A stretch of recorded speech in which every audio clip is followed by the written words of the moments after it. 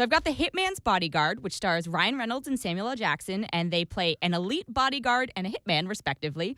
And the plot is Jackson kills one of Ryan Reynolds' clients, which effectively puts him out of sort of the high end of the bodyguarding business, and it sends him into this downward spiral. And I know that sounds a little weird. So basically, they were like two opposite ends of their professions, but they were the best of the best. And then, it turns out Jackson is better. So he kills this guy. So, of course, years later, somehow, through twists of fate, Ryan Reynolds gets hired to guard Samuel L. Jackson as he's transported to testify in a human rights violation case. Yeah, exactly. Salma Hayek is playing Jackson's wife, and Gary Oldman is the villain, and it's Vladislav Dukovich, and he's basically a dictator who murders people. So there's your human rights violation. Yeah. Just maybe. So he speaks in a Russian accent the whole time and actually speaks Russian during it. I was just like, Gary Oldman, what are you doing here? Like, you don't need to be making this movie. Why are you going like full character actor on this and like committing to, all right, sure. Was he good though? Because he's so good. He was fine. I mean, I feel like he was in a different movie than everyone else. Like, I feel like he thought he was in a Bond movie and everyone else thought they were in like Hitman, Deadpool, mashup, whatever. So the story is technically an original one in sort of a summer filled with sequels, but it is definitely formulaic.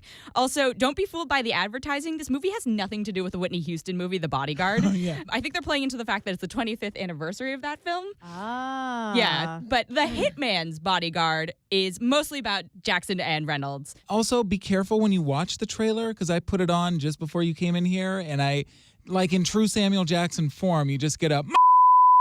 Oh. Yes, this is Like very 12 of much them rated R. Like in the trailer. Super duper rated R. Yeah, you've watched the Red Band trailer, so don't put that on at home and like have it piping through your house if you don't want people to learn a lot of new vocabulary words.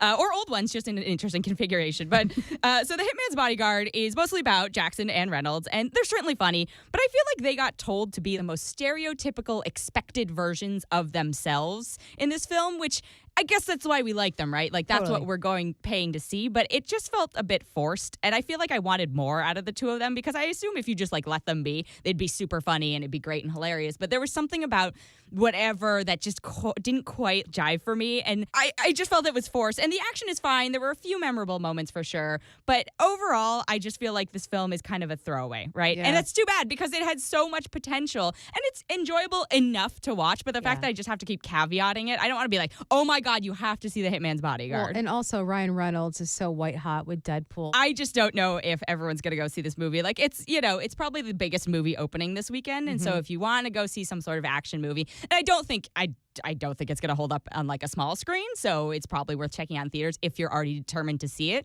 And again, it's not a bad movie, it's just not a great movie. So I think based on that, I'm only going to, and I had higher expectations because the two of them are so funny. And Salma Hayek is so funny. Like, she on 30 Rock, she is the funniest person. So I give it 3 out of 5 based on all that info. See it if you want to. There you go. The Hitman's Bodyguard, Ryan Reynolds, Sam Jackson, and Salma Hayek. And you got another one, right? Yes. So I have Ingrid Goes West.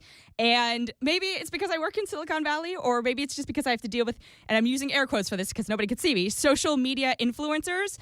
But I really like this movie because I cannot stand social media influencers. Like, the whole ecosystem around Instagram fame and Vine fame and all that stuff, it drives me up the wall. Yeah. Do you remember when we went to that Kenny G thing and there was that guy who was like the most fashionable guy there, and we were like, oh, who are you affiliated with? And he's like, oh, I'm a social media influencer on Instagram, and they hit me up and asked me to come here. Do you remember that? Yep. My favorite. It's so weird. Yeah, I will fully admit to this. I'm currently watching this season of Bachelor in Paradise, and one of the people's job titles, now granted, the job titles on that show are absurd, but one guy is a, quote, social media influencer. And I'm like, wow, you were really, I don't know if I can say this, but Arthur said something dirtier earlier, so you were really just whoring out here, right? You were just whoring your own brand out. And correct me if I'm wrong, but aren't they just buying their followers to begin with? I mean, isn't this a bunch of rich kids that are just on Instagram all day? I'm sure there are various like levels that people achieve this, right? And so this is definitely a fictionalization, but I can tell that Ingrid Goes West, like, they pulled this from many real influencers because they got it so scary, right? So Ingrid Goes West is the story of Aubrey Plaza, and she's from Parks and Rec, and Mike and Dave Need Wedding Dates, and she plays Ingrid, and she is one of the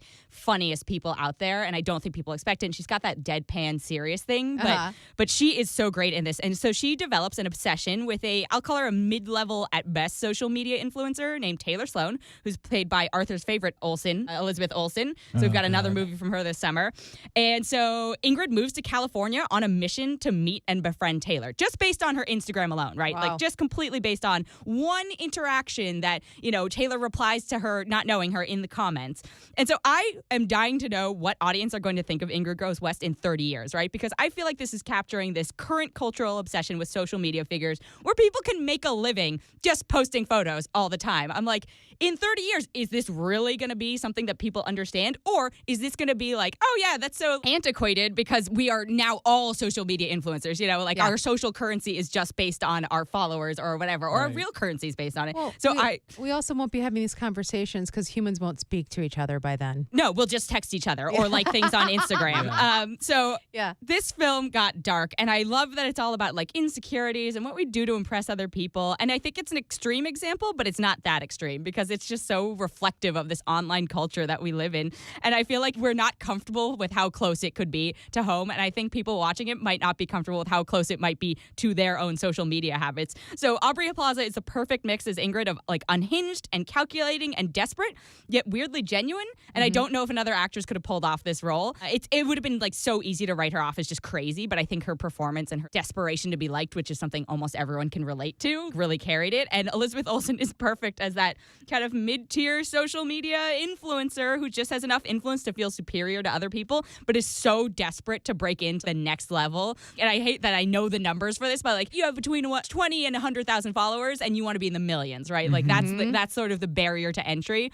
And so just watching this, I was like, oh my God, this is so real. This is so real because I watch some of these people for my job, but like see the currency of like, well, we'll take 300,000 people if we can't get a million per, it's insane. Yeah. So I really enjoyed the film. Also, whoever cast O'Shea Jackson Jr., who is Ice Cube's son, who also played Ice Cube in Straight Outta Compton, as a Batman-obsessed chill landlord should get so many points because he plays Ingrid's landlord in California, and he's just so opposite of what you'd imagine him to be in this. And I was like, this is so great. Like, I really feel like he's showing his acting chops. Like, good for him.